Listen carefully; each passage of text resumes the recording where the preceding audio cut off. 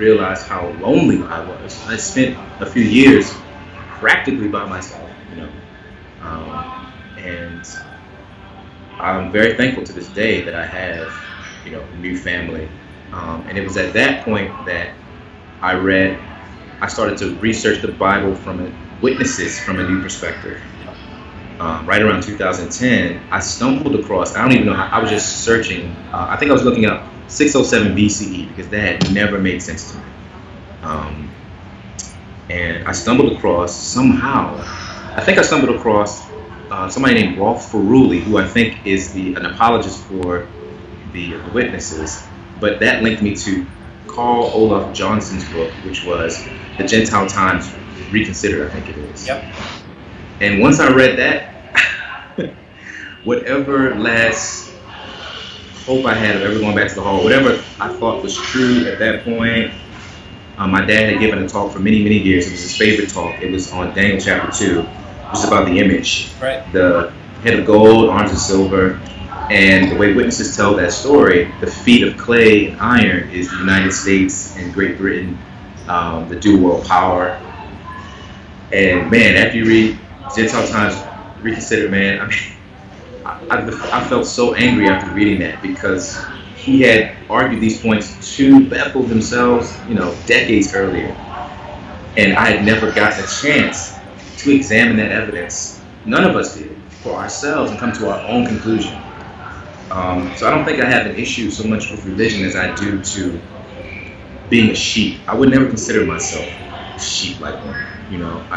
They're like the dumbest of all farm animals. Yeah, I know what you mean. Give me all the evidence and allow me to come to a conclusion for myself. And at that point, I would say I was very, very bitter. So I've watched many of your videos and many other videos, and the realm of emotions that people go through, the sadness, the depression, the angerness, the bitterness, I kind of went through all those. It just took like 10 years to go through all of it, but I felt very, very bitter at that point. And it had me looking at everything at this point. Christopher Hitchens, Sam Harris, Robert Ingersoll, Bertrand Russell. I also studied other religions, Islam, Judaism, Buddhism. I was trying to find the truth. Hinduism, I was just searching. I was reading everything Daniel I could get my hands, like everything. And the more I learned, the more I wanted to learn because I realized how much I didn't know. And so now I'm hungry for everything. Like I want to read everything. I want to know everything. And I've never stopped that. So I still have a fascination with the Bible. I've always had a fascination with history. I listen to Robert and Price podcasts, Richard Carrier. I love all those things. I would definitely say I'm not Christian anymore at all. I think that's gone. I also say that I don't know everything, and I hold up the possibility of finding something new. But I try to now live my life based on the evidence. What can I survey, and then what can I prove to be true before I would ever dedicate my life to it again? My biggest gripe with the witnesses is that many of the things that they do are not outright outlandish. They're very covert and very insidious. And so I was baptized at 10. I am held to a commitment that I made before I had all of the facts. So before I was able to read all of this information I've read, before I was able to ask all the questions, I was a dedicated servant of Jehovah, but I'm also Jehovah's Witness, which means that if I ever want to go back on that and say, hey, you know what, based on this new evidence, I don't think this is for me, I now lose everything. All the bonds that tie together, I lose them. And for me, that is still makes me angry to this day. Understandably. So fast forward to today. My mom, this was a very rough year for me. I lost my firstborn son this year. He was stillborn. He was alive for like maybe 5 minutes. That was in August. And around the same time, my mom was diagnosed with breast cancer. And maybe a little bit earlier. My mom was diagnosed with breast cancer maybe in May.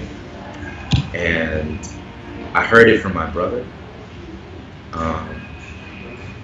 I called my mom. When I do call her, she will answer, but the conversation is always very generic. It's always very, okay, well, I'm on my way to the meeting right now, or I'm on my way to a Bible study. I just got back from the convention and it was amazing. Hopefully you'll go to the memorial. It's never, it's never more than that. I found out recently that at the convention, my mom was on there basically talking about dealing with someone who's disfellowshipped me, and her breast cancer, and how Jehovah servants and his being a servant of his has helped sustain her. And so to think of myself as an obstacle to my mom's faith or health is very, very painful to me. I remember at some point though, right around the time, right around maybe July, I had been calling my mom and texting her, emailing her, saying, hey, I'm going to be in town. So I live in North Carolina. My mom lives in Baltimore. I'm going to be in town. I really want to see you. I really just want to know. You're going through chemotherapy. I just want to see you. I hadn't seen my mom at this point in about maybe 3 years. And she would not return my calls or texts. I just couldn't figure out why. And I got a letter in the mail maybe 2 or 3 weeks later after my last phone call, which I now know was based on a Watchtower suggestion to write a letter to your disfellowshipped loved ones and take a stand for the truth, essentially. Sure. And in that letter, basically, she said, there really is nothing for us to talk about because I'm no longer a witness, essentially. And that she has no problem having a relationship with her soon-to-be grandson. And she has no problem having a relationship with my wife. But there can be no relationship between her and I until I come in. And I must have read that letter about 20 or 30 times, like just sitting in the van. And I just wept. And I'm not even a crier, but I wept. And it was still raw. Still raw. And, but after I wept, I texted her back and I said, I understand what you're saying. I understand where you're coming from. I've always known. I said, please believe me when I tell you that I stayed in a lot longer than I should have or wanted to because I didn't want to let my family down. I didn't want their feelings. I knew what I'd be giving up if I left. And that please know that I also tried very hard to come back. I said, but I cannot be a hypocrite. I can't go and knock on someone's door and tell them I have the truth when I know it's not. And I said, anytime you want to have a discussion with me, it can't be a dogmatic discussion, but on the facts and the merits, I'd be happy to have it with you. I understand where you stand. I love you. And once I sent a text message, since that time, I've been a lot better. But when my son, it's the last thing I'll probably share, but like my son, my wife, her amniotic fluid, her water broke early. And so the pregnancy was a huge risk, the whole pregnancy, basically. And when I saw them pulling my son out of her, he's very small, he's about the size of my hand, maybe smaller than my hand. And they had him on a table and they put like a tube down his throat and they're pumping on his little heart. And my wife she's awake, but she doesn't know what she can't. She's heavily sedated. And I remember telling the doctor, I will, at that moment, I had the feeling of I would do anything to save this. And I was like, if you have to hook him up to me, if you need my heart, you need my whatever, I will die so this boy will live. And that is unconditional love. That is love with no conditions, especially no preconditions. And so, if any witness were to come to me now, there's a brother who comes by my door regularly. He's an elder, he knows I'm disfellowship, he talks to me. And he sends me the magazines, and I read them, I do read them, just so I know kind of what's going on. I always find it fascinating, the propaganda that I know it to be made. but he can never talk to me of love. He can never sucker me with, I can never be love bombed again. Right. Because I know now what unconditional love is. Big difference. Huge. And so for someone to say they love you, if you can only experience my love for you if you do these things. You know, I didn't go to the doctor and say, hey, I will give my heart or my lungs or whatever my son needs if he promises me now that he will, you know, serve Jehovah for the rest of his life, that, you know, become a Bethelite. That's not love. And for anyone out there that's really thinking about it, or my son and going through the experience with my mom has motivated me to talk. I'm a very private person. I'm not on Facebook or Twitter or anything like that. But the sheer cruelty of discussion, the insidious nature of discouraging independent thinking for yourself. You can only read what we put out. And if you read anything else, you might as well already be an apostate. Not questioning the governing body, who I've met 2 or 3 of them my whole life, and most people have never met any of them. So you're taking instruction and advice from someone you've never met. You don't know anything about these people. You see what I'm saying? Yep. That, I think I crave freedom over everything else. So I want to be free, and most importantly, I want to be free to think. I feel like that's the beginning of freedom anyway. You know, can you think freely for yourself? Right, absolutely. Freedom of mind. And to have to choose between freedom of mind, which means being authentic, being your authentic self, learning who your authentic self is, having to choose between that and your family is very insidious, like you said. So many times as you're telling your story, it just makes me think how you needed your mom, you needed your family, and for an organization to take that away it's not okay. And a real tragedy is your mom is probably a good woman. She is. My mom's a good woman. They're loving people, and so not only do they create a situation where a person like you has their family torn away, but they're creating a situation where somebody like your mother is not able to express natural affection. That they have to shut off a part of themselves to behave this way, and it's tragic. And I think that, and I know that the way my family would look at it is the way I looked at it. I had close friends with this fellowship when I was still doing this, and I was crushed. And I was so hurt, bro, because I couldn't associate with my friend, my loved one, my cousin, whatever. And I'm so ashamed of how I treated them, and how truly arrogant I was without knowing it. You know, it's the height of arrogance to claim to know someone and to judge someone when you don't know anything yourself. Like, there can't be anything more arrogant than that. And I judged them without knowing, without trying to understand, without hearing their story, what pain they were going through. And I just feel I'm ashamed of that. But I know my mom and my dad, I mean, they're all good people. I remember a story where my grandfather, he was 90 years old. My grandfather came into the truth when he was 70. But he had been a scientist his whole life. He was a chemist and a biologist. They grew up a sharecropper in Virginia, and went to college, went to Air Force, married my grandmother.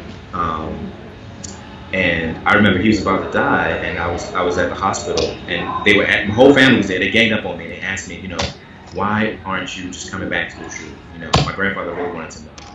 And I just started sharing with them, like, have you guys ever really read the story of Jephthah's daughter? Have you ever really read the story of, like, Moses killing, like, the Israelites killing all the Amalekites, all the town of Ai, all the Jericho, the women, the children?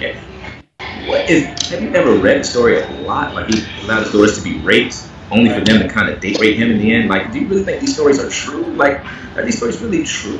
You know what I mean? Like, 'cause some of them are quite comical. I think the story of Lot is comical, you know. Yeah. I think the story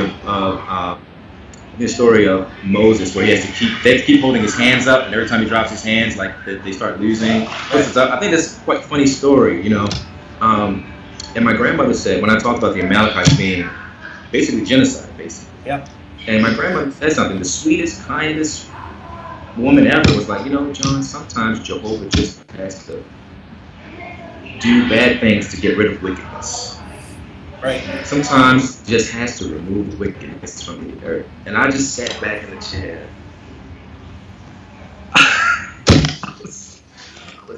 My grandmother would never hurt someone. In the same way, we always read the story of Abraham and how faithful he was. He was willing to sacrifice Isaac. My father was never going to sacrifice. In the same way, I've never sacrificed myself. You see what I'm saying? Like, there's no morality to that tale. There's nothing there to that. You already read it as a myth. Like, you don't read it as if it's true. If you read it as a myth, there's ways to interpret it that have value. But if you take it as a literal story, it's pretty dark stuff. It's dark stuff, man. You know, we read all those stories mythically, which I think they were always supposed to be. Right. And so to read them as if they literally happened, that means you have to deny anything we know about history, anything we now know about science, any other myth from the same region, written at the same time or earlier. Those all. You know, Zoroastrianism, it's an ancient religion. Yep. I have to discount everything everyone else said around. I guess there was like a protective force field around Israel, where that was objective truth, and everything else around it was like myth. Like, you have to discount all these separate lines of evidence, right, to keep your.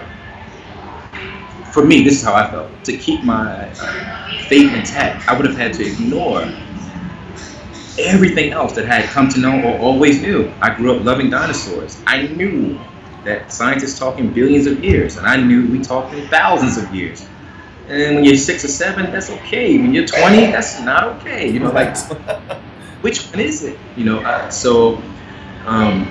would say now I value truth, and I have a very few close friends, and they were the only ones that were there when my son died.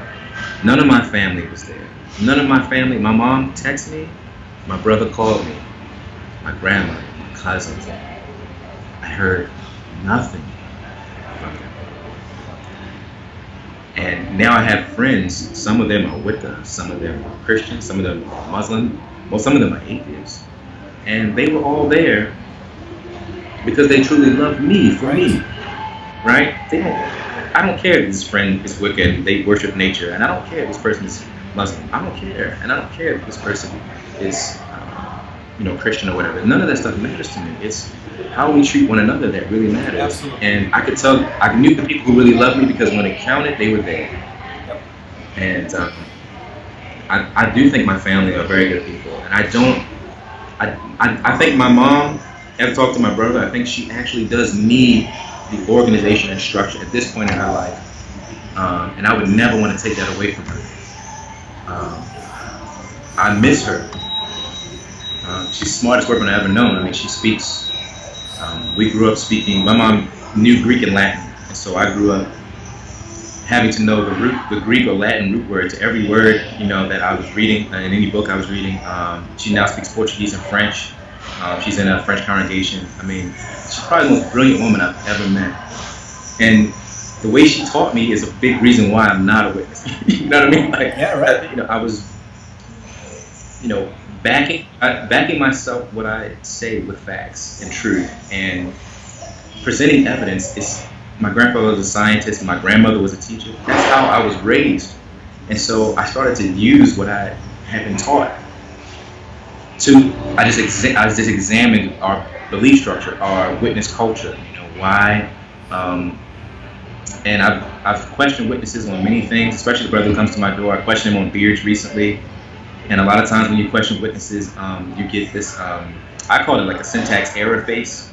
Like, I used to babysit this kid who watched Power Rangers, and there was this little robot on Power Rangers that always would freak out, like every episode, like run around freaking out. And I could see that little robot in the back of his head when I asked him about beards. Does not compute. It makes no sense. It was like, I was like, okay, well, how do, in every Watchtower you've given me, in every publication I've ever read, all of the people that we're supposed to follow and model ourselves after are bearded. why do we wear no beards? Well, we don't want to be no part of the world. Well, all these guys had beards. Yes, I understand that, but that was what they did at the time. Well, isn't that the definition of worldly? So you're saying everyone around them wore beards 2,000 years ago? Yes. So isn't that worldly? Isn't that what it is? And then I said, if I read the Bible closely, growing long hair, wouldn't that actually be a sign of my faith and my spiritual strength? Moses grew his beard very, very long. Even Apostle Paul took a Nazarite vow where he would grow his hair very long. You know, so like it seems like very long, unkept hair. If I grew dreadlocks right now, wouldn't that be a sign of strength, of spiritual strength? So couldn't I use that scripture right now to grow a beard? Is there anything you can say to me about that? Nothing, right? Just a blank face, right? Because it's true. Right. And so why does the society tell people to do? Does it have anything to do with anything biblical or scriptural? No, it's just to control you. It's simply just to control you. That's it. And I find it fascinating that he still comes around and talks to me. I feel like he definitely does do his research. He'll come back with a new whatever, but he's been coming back for like 5 months. And I feel like every time he comes back, he really has more of a question for me than I have for him, right? He doesn't have to come back, he doesn't have to knock on my door, but he knows in this fellowship, he knows everything. He keeps coming back, so he must have his own doubts. So we'll see where that goes. Who knows? Right? Appreciate your show. I watched all your episodes, including the most. Oh, so go ahead.